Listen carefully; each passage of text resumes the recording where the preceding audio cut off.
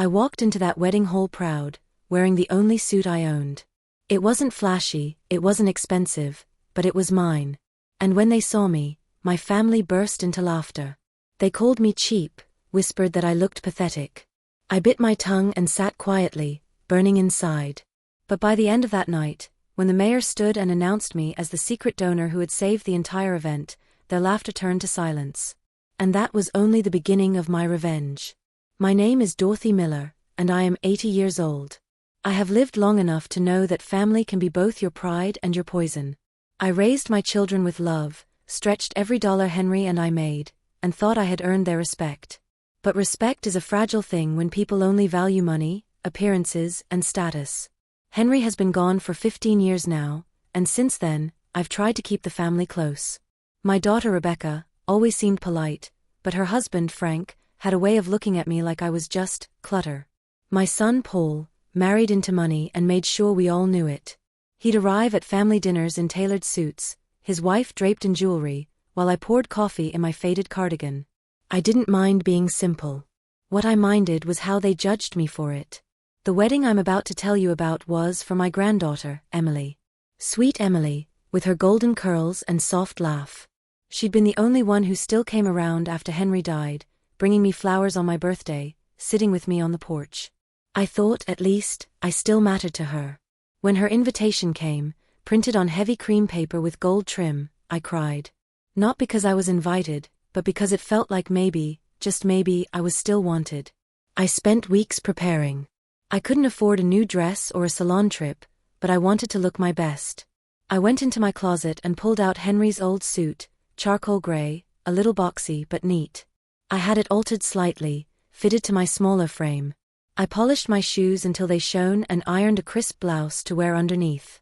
When I looked in the mirror that morning, I saw not an old woman, but someone who carried dignity in her bones. The wedding hall was grand, crystal chandeliers, white roses everywhere, tables draped in silk. I walked in with my head high, clutching the small gift I had wrapped myself. And then I heard it. The first laugh. "Would you look at that suit?" a young cousin whispered to her friend. "Is she serious?"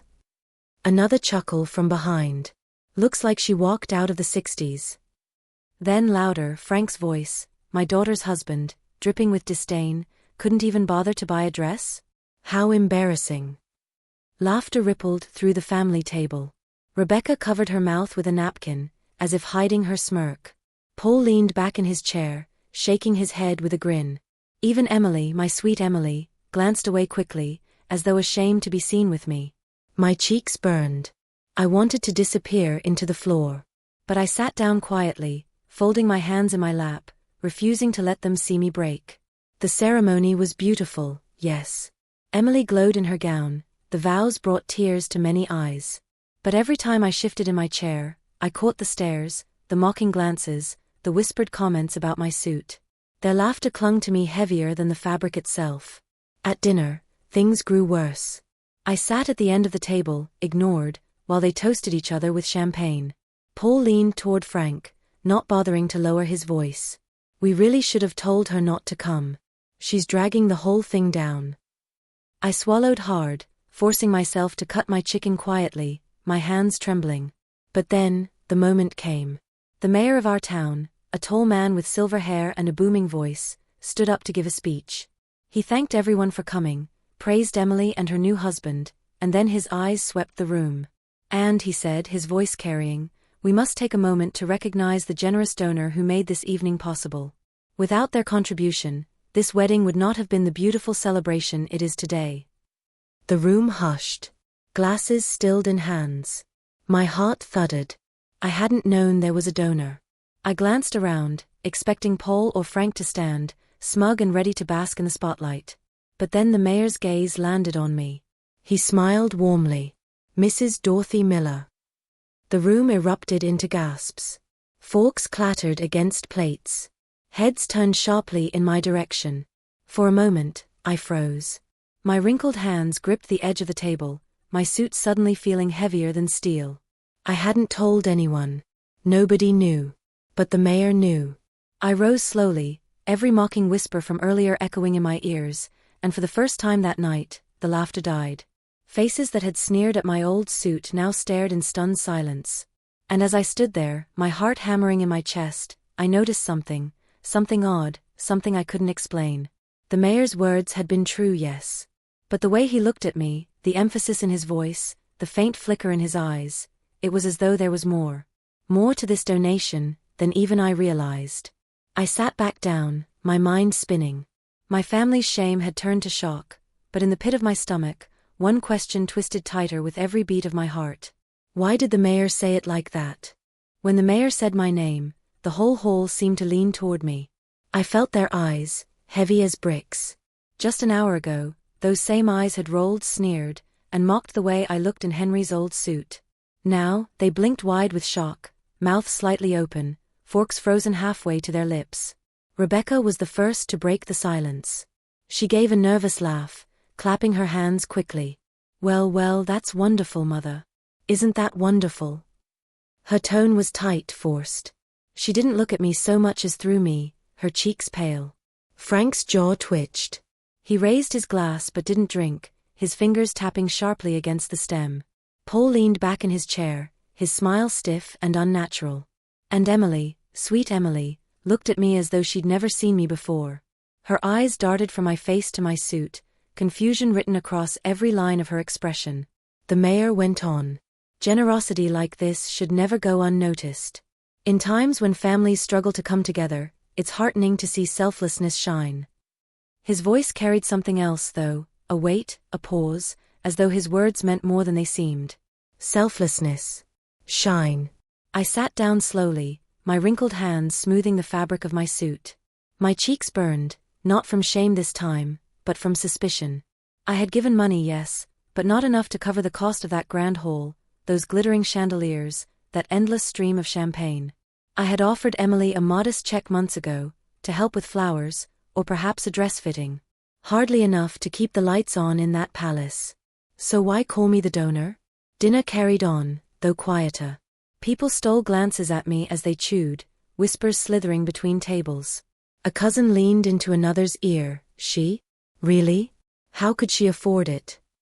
Rebecca's smile tightened every time the mayor mentioned my name again. Frank's fork scraped loudly against his plate. And Paul, smug Paul, kept shaking his head as if trying to solve a puzzle that refused to fit.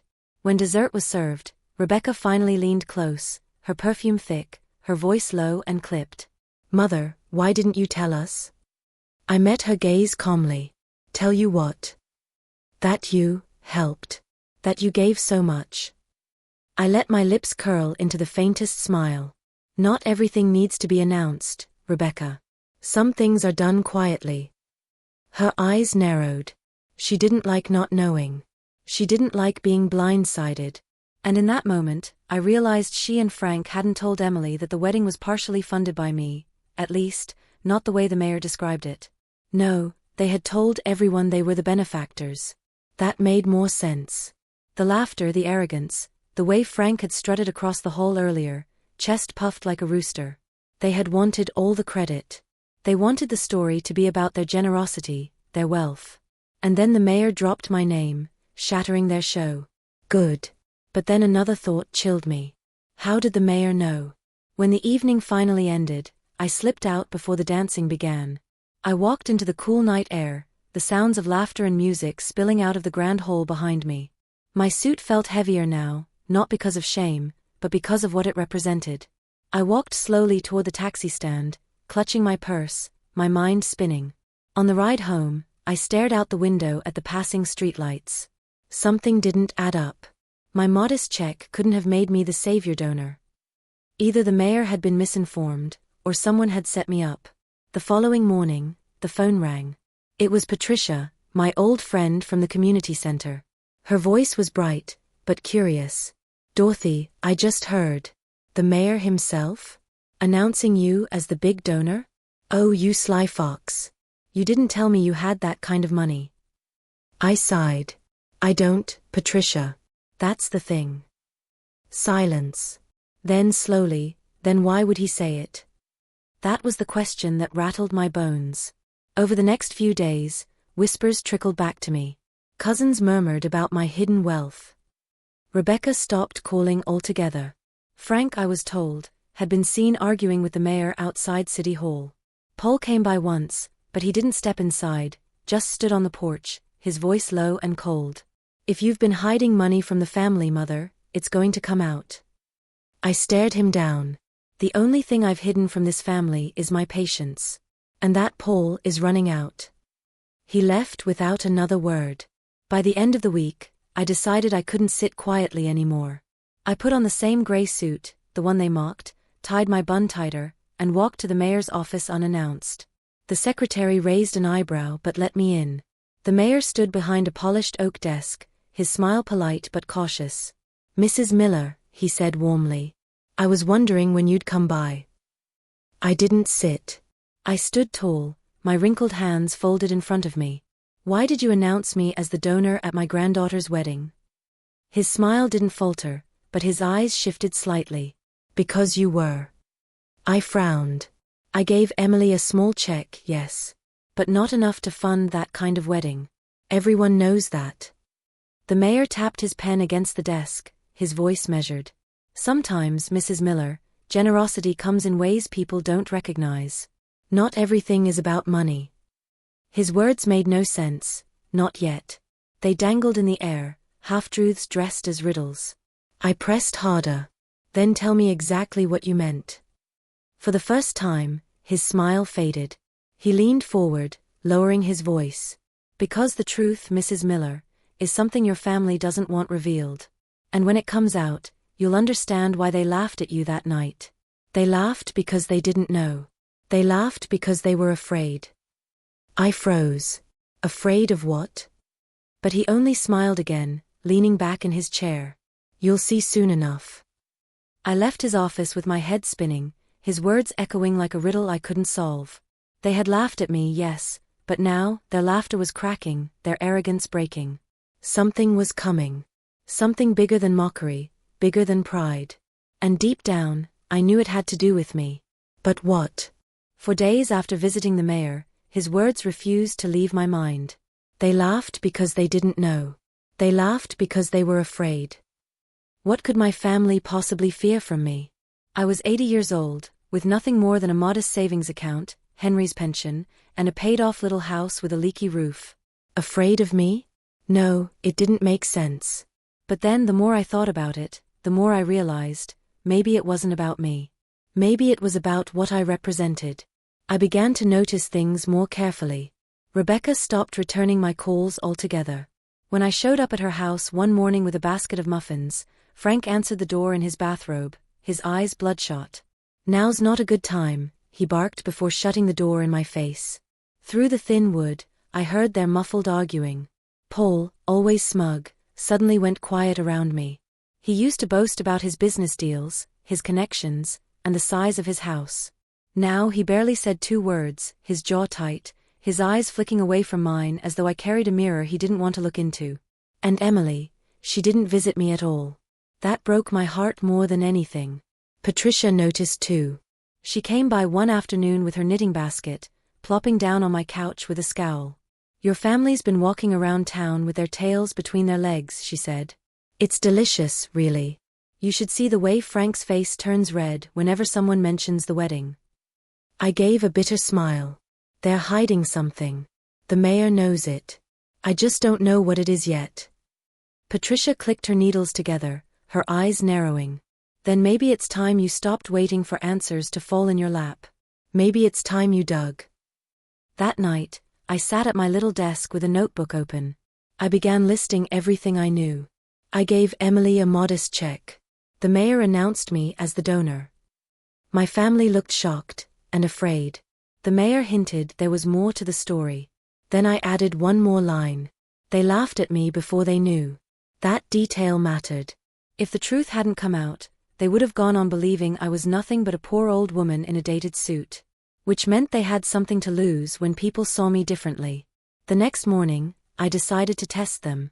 I invited Rebecca and Paul for tea. Only Paul showed up, dressed in one of his expensive suits, though his tie was crooked, as if he'd knotted it in a rush. We sat across from each other at the kitchen table, steam rising from the cups between us. "I've been thinking a lot about the wedding," I said casually. Paul stiffened. Oh. Yes, I continued, watching him closely. The mayor was so generous to say my name. It was unexpected. His jaw clenched, his fingers tightening around the teacup. Unexpected for all of us. I smiled faintly. Funny thing though. He told me something after. He said the family was afraid. Afraid of me. The color drained from Paul's face. He covered it quickly with a cough, but I saw it, the flicker of panic. I don't know what he meant, I went on softly. But perhaps you do? Paul set the cup down so hard it sloshed. Mother, don't play games you don't understand. His voice was sharp, almost trembling. Just enjoy the recognition you got. Leave the rest alone. And with that, he stood and left, slamming the door behind him. I sat there in the quiet, my hands folded neatly on the table, a grim smile spreading across my face. They were terrified of something. And if they wanted me to stop digging, it meant the truth was buried deep, and worth unearthing. 2 days later, Patricia and I went down to City Hall. We pretended it was just a casual visit, asking about community programs, but really, we wanted records. I requested the permit for Emily's wedding, curious to see who had filed it. When the clerk slid the paper across the counter, my heart skipped. The permit wasn't filed under Frank's name. It wasn't under Paul's, either. It was under mine. Dorothy Miller. My hand trembled as I traced the letters. I didn't sign this, I whispered. Patricia's eyes narrowed. Then who did? Forging my name once was arrogance. But to use it on official paperwork for a wedding hall? That was desperation. The clerk frowned. Mrs. Miller, is there a problem? I slid the paper back, forcing a smile. Not at all. Thank you kindly. But inside, my blood boiled. They had mocked me while using my name. They had laughed at my suit while stamping my identity on their precious wedding. That night, I pulled out the old trunk Henry and I had kept at the foot of our bed. Inside were documents, the deed to the house, insurance papers, old checkbooks. I flipped through each one carefully. Nothing seemed disturbed. But then near the bottom, I found a manila folder that didn't belong. My hands shook as I pulled it out. Inside were photocopies of forms, legal, financial, with my signature forged across them. Loan applications. Credit inquiries. Even a letter of guarantee for the wedding venue. My lips pressed into a thin line. They had been using me. Not just for money, but for status. They had made me the silent guarantor of their debts and celebrations, all while mocking me to my face. Patricia gasped when she saw the papers. Dorothy, this is fraud. I nodded slowly, my jaw tight. And they think I'm too old, too weak to see it. They think they can play me for a fool. I slid the papers back into the folder and locked it away again. My revenge wasn't ready yet. Not quite. I wanted them to stew first. I wanted their fear to ripen. The next Sunday I wore my suit again, the same one they laughed at, and walked into church with my head high. Whispers spread instantly. People glanced at me differently now, murmuring about the wedding, about my generosity. Rebecca and Paul sat 2 rows ahead, their backs stiff, their faces pale. When the pastor shook my hand after the service, his smile wide and respectful, I caught the sight of Frank turning beet red. He hated it. Hated that people looked at me with admiration instead of disdain. And I loved it. Still, one question gnawed at me as I sat in my pew, smiling faintly at the congregation. The mayor had known all along. He knew my name was being used. He knew my family was afraid. But why hadn't he exposed them outright? Why had he chosen to announce me as the donor instead? And then, as I bowed my head in prayer, another thought chilled me. If the mayor knew this much, what else did he know? After church that Sunday, I went home with a fire burning in my chest. Every forged document in that folder, every sneer at my old suit, every whisper that I was weak, it all pushed me closer to a line I would no longer let them cross. They thought I was powerless. They thought 80 years of living had dulled my mind. They thought they could use me as their puppet while laughing at me to my face. But I was no puppet. I was the one holding the strings. I spent the next week making quiet moves. I called Mr. Clay, the attorney who had handled Henry's will years ago. He was a steady man, his hair now fully white, his eyes sharp behind his glasses. I laid the forged papers on his desk. His brows furrowed as he flipped through them. Dorothy, this is serious.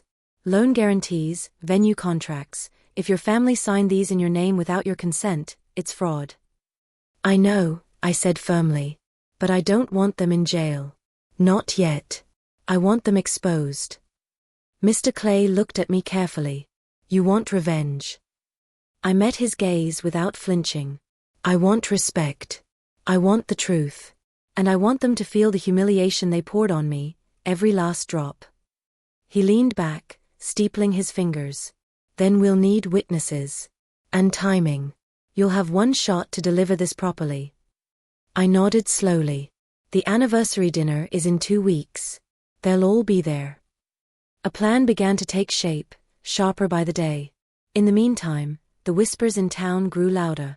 People stopped me in the grocery store, in the pharmacy, even outside my house. We never knew you were so generous, Mrs. Miller. That wedding would have been nothing without you. I smiled politely, but inside I let their words settle like bricks in the foundation of my revenge. Every compliment was another stone crushing my family's pride. Rebecca finally called 3 days before the dinner. Her voice was brittle, like glass about to crack. Mother, I think there's been a misunderstanding. About the wedding.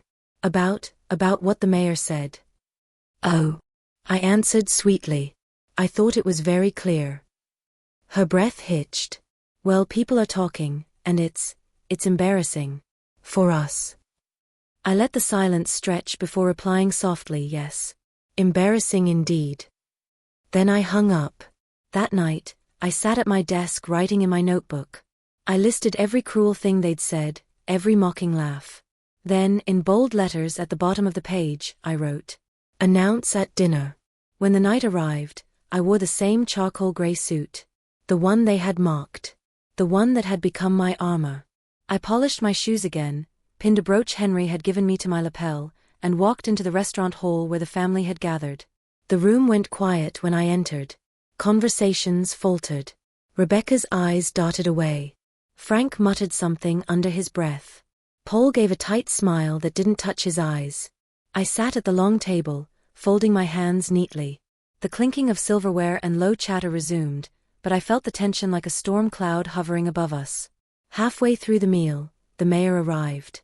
He was an invited guest, of course. Frank and Paul always liked to flaunt their connections. He strode in confidently, shaking hands, his silver hair gleaming under the chandelier. And when he saw me, he smiled knowingly. "Mrs. Miller," he said warmly, pausing at my chair. "It's good to see you again." Rebecca shifted uncomfortably, her cheeks pink. Paul cleared his throat. Frank forced a laugh. "Yes, well," Frank said loudly, "Mother's been quite the topic lately. A real surprise." The mayor's smile lingered, his eyes glinting. "Indeed." I felt the moment ripening, the trap closing. When dessert was served, I stood. My chair scraped softly against the floor, drawing every eye to me.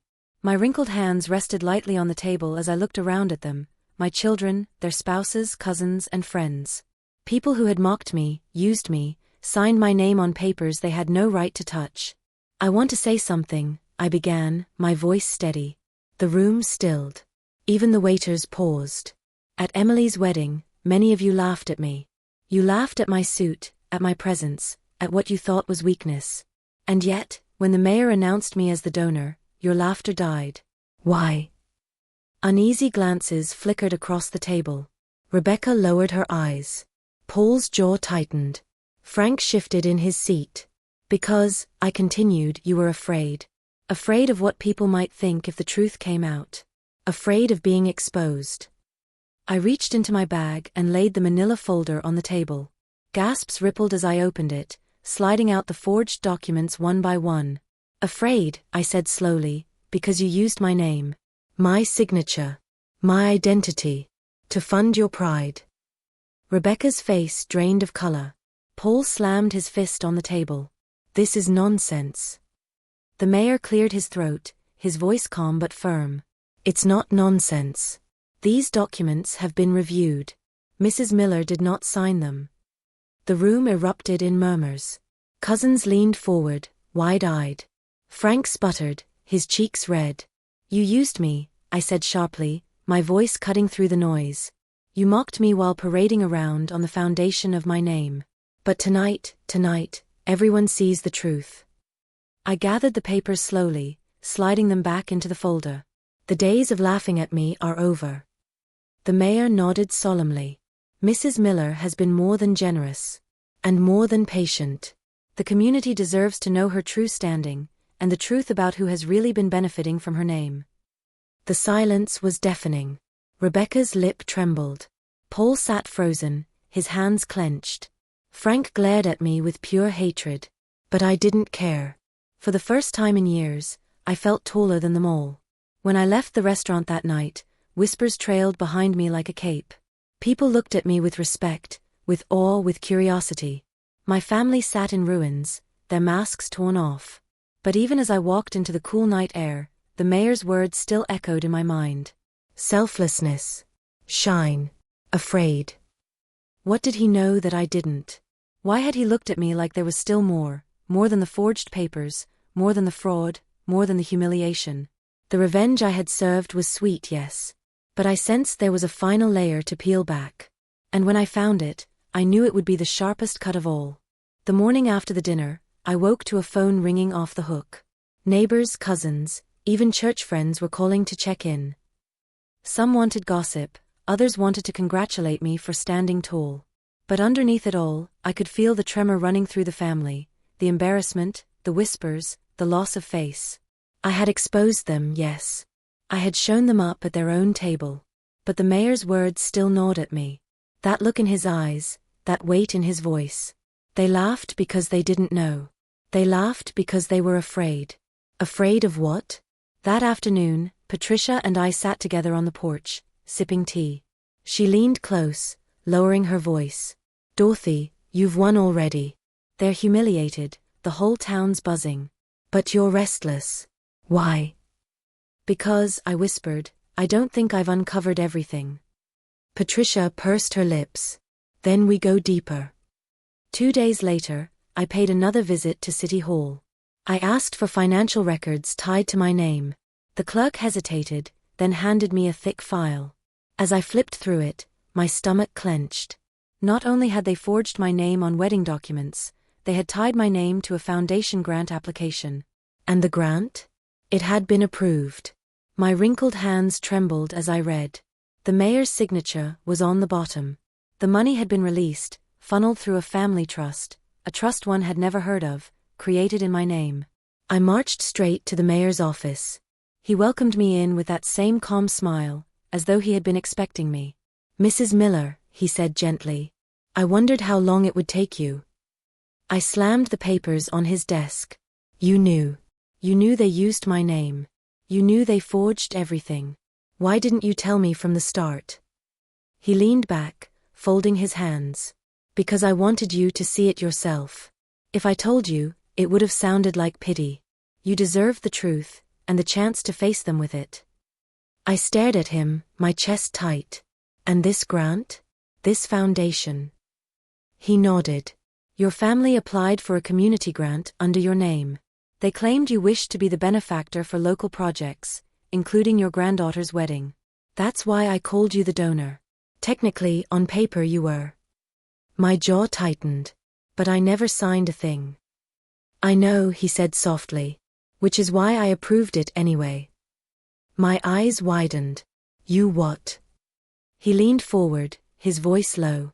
I've been in this town a long time, Mrs. Miller. I've seen good people mocked while greedy ones take credit. When I saw your family's scheme, I realized exposing them directly would only shame you more. So I gave you the power to turn the tables. I gave you the stage. The weight of his words hit me slowly. He hadn't just exposed me as the donor, he had handed me the weapon to destroy their pride. And now, he continued, it's up to you whether you want to pursue charges. Forgery, fraud, you have enough to bring them down legally. Or, he paused. You can let the town's judgment do the work for you. I sat there, silent, my wrinkled hands clutching the papers. On the one hand, jail would be justice. On the other, humiliation was already eating them alive. I thought of Rebecca's trembling voice, Paul's pale face, Frank's rage. I thought of Emily, avoiding me, torn between loyalty and shame. Finally, I met the mayor's eyes. No jail. Not yet. Let them live with the whispers. Let them drown in their own disgrace. The mayor nodded. Wise. I left his office that day taller than I had in years. Over the next few weeks, the fallout spread like wildfire. At church, people whispered behind Rebecca's back. At the grocery store, Frank's loud boasts turned into hurried, red-faced shopping trips. Paul's business partners started distancing themselves, suspicious of his ethics. And Emily, one afternoon, she appeared at my door. Her golden hair was pulled back, her eyes swollen from crying. "Grandma," she whispered, her voice breaking. "I didn't know. I swear, I didn't know what they were doing. I thought the money came from them. I thought you were just being you." I cupped her hand in mine, my wrinkled fingers squeezing gently. "Sweet girl, I never blamed you. But now you see. You see who they really are." She nodded, tears slipping down her cheeks. "I'm so sorry," I laughed. I kissed her forehead softly. "You'll do better next time. Learn from it." And in that moment, I felt peace. The final blow came at the town's annual charity gala. The mayor stood at the podium, praising the year's donors. Then he looked directly at me, his voice booming. "And tonight, we honor a woman whose name was used without her consent, but whose dignity turned the tables on greed. Mrs. Dorothy Miller, the true benefactor of this community." The room erupted in applause. People stood, clapping, their eyes on me. Rebecca flushed scarlet. Paul stared at the floor. Frank muttered under his breath. "But me?" I stood proudly in Henry's old suit, the same one they had mocked, the same one they said was laughable. I stood tall, my pearl earrings catching the light, my heart steady. I didn't need jewels. I didn't need approval. I had my revenge. Because in the end, the suit they laughed at became the armor of my victory. And as the mayor's words echoed across the hall, I finally understood. They hadn't been afraid of my weakness. They had been afraid of my strength.